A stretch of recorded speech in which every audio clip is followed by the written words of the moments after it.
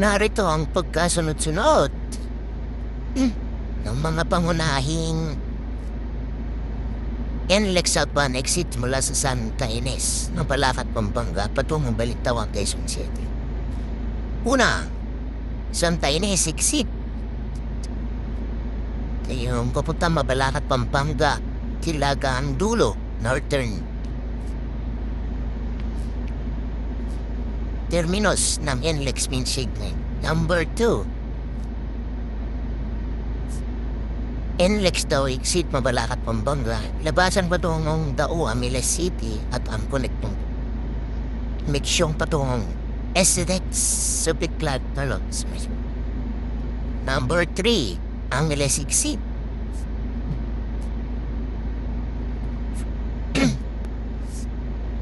Number 4, Mexico exit. Number 5, San Fernando exit.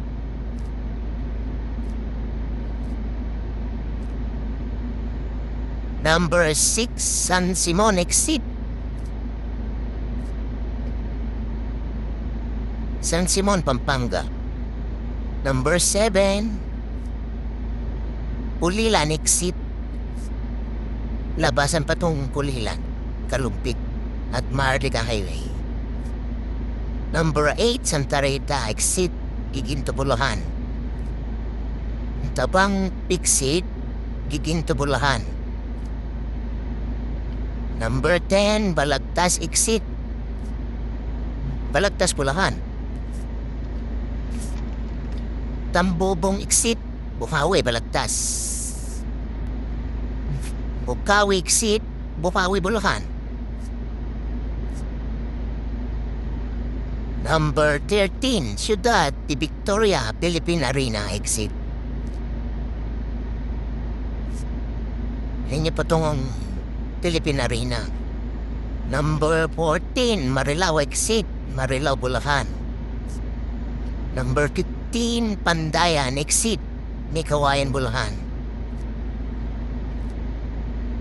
Number 16, Mikawayan exit, siyempre sa Mikawayan, Bulacan. Number 17, Lingunan, Lawang Bato exit. Valenzuela na yun. Number 18, Paso de Blas exit, Valenzuela naman to. Labasan patungong Paso de Blas. Pang 19, Harbor Link Interchange, Smart Connect, Valenzuela City. Malaking Cloverleaf intersection patungong Mindanao Avenue. And number 20, Libis Baisa exit, papunta na ng Caloocan City. At ang pinakauli ay ang Balintawak Cloverleaf exit, Quezon City, Caloocan na yan. Yan po yung kompletong exit mula